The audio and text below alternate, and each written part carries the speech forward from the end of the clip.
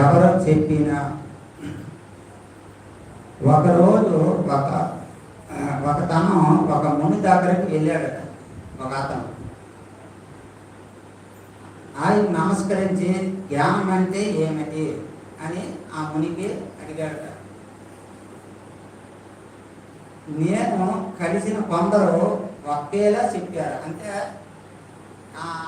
అతను ఎంతోమందికి కలిచారట, కానీ అందరూ ఒకలాగే చెప్తున్నారట అతనికి. మరి మీరేమి అంటారో తెలుసుకోవాలని ముందే అన్నాడు. అంటే మీరేమంటారని అమ్మకి అడిగారన్నమాట. జ్ఞానం అంటే సుఖాన్ని పొందినప్పుడు పట్టరాని ఆనందంతో ఉన్న చోటుని మరచిపోవడము కాదు. అంటే జ్ఞానం అంటే సుఖము పొందినప్పుడు మనం సుఖంగా పొందుతాం, అదే కష్టం వచ్చినప్పుడు బాధపడతాం. అలాగని పట్టరాని ఆనందంతో ఉన్న చోటు అంటే మనం సుఖాన్ని పట్టలేని ఆనందంతో చూస్తామట. మర్చిపోవడం కాదు, బాధలో అలిసిపోయి అలసాలని వీరపోవడం కాదు. అంటే బాధలు వచ్చినప్పుడు అలిసిపోవడము, దాన్ని ఎంతో దీనిగా మనం చూసుకోవడము. కష్టము సుఖము దేనికైనా స్థిరంగా ఉండటం ముఖ్యం అన్నాడు. అంటే కష్టం వచ్చినప్పుడైనా సుఖం వచ్చినప్పుడైనా రెండు ఒకలాగే మనం చూడమని ముని చెప్పాడు అతనికి. ముని మీరు దీన్ని ఎక్కడ నుంచి నేర్చుకున్నారో అని అడిగాడు అతను. అంటే మునిగే అడిగాడు అనమాట, మీరు జ్ఞానం ఎక్కడి నుంచి నేర్చుకుంటారు. అప్పుడు ముని ఉదాహరణ చెప్తాను. అంతటా ఆ ముని నేను ఈ నిజాన్ని గాడిద నుంచి నేర్చుకున్నాను. ఒక గాడిద నుంచి అట ఈ జ్ఞానాన్ని ఆ ముని నేర్చుకున్నాడు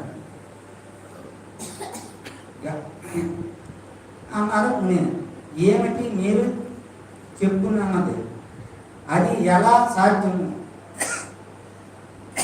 అని అడిగాడు మునికి. ఎవరు అతను?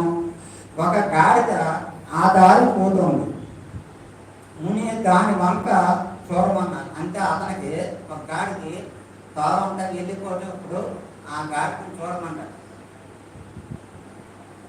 ఈ గాడిద వీపు మీద ప్రతి ఉదయం మురికి పట్టణం మూటలో పెట్టి తోలుకుంటూ పోతాడు. అంటే ఆ గాడి పైన ప్రతి ఉదయం పూట మురికి పట్టణం గాడి వీపు మీద వేసి తోలుకొని పోతూ ఉంటాడు.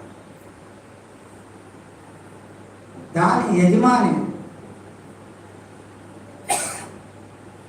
నదిలో మురికి బట్టలన్నింటినీ ఉతికి సాయంత్రం శుభ్రమైన బట్టల మూటను గాడిద పీపు మీద ఉంచి ఇంటి బాట కొడతాడు.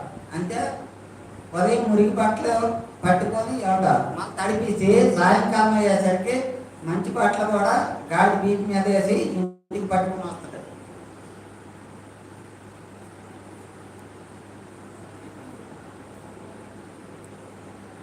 వచ్చేటప్పుడు సాయంత్రం తిరిగి వచ్చేటప్పుడు శుభ్రమైన బాటల మూటని ఆనందంతో ఉప్పితం అవుతూ ఉపతమవుతూ దీన్ని చూసి అది చెల్లించలేదు.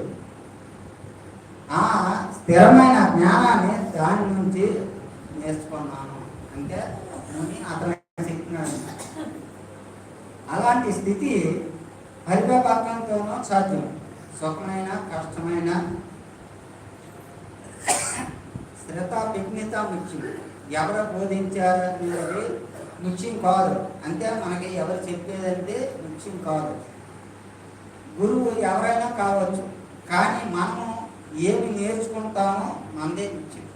మనము వచ్చిన తర్వాత ఏది నేర్చుకుంటామో ఏది తెలుసుకుంటామో అదే ముఖ్యం అన్నమాట. ఎంత అవకాశం ఇచ్చింది మీ అందరికీ ధన్యవాదాలు. అలాగే మన గురువు గారు చిట్టు గోపాలం గారికి తేజీ మీదకి రావాల్సిందిగా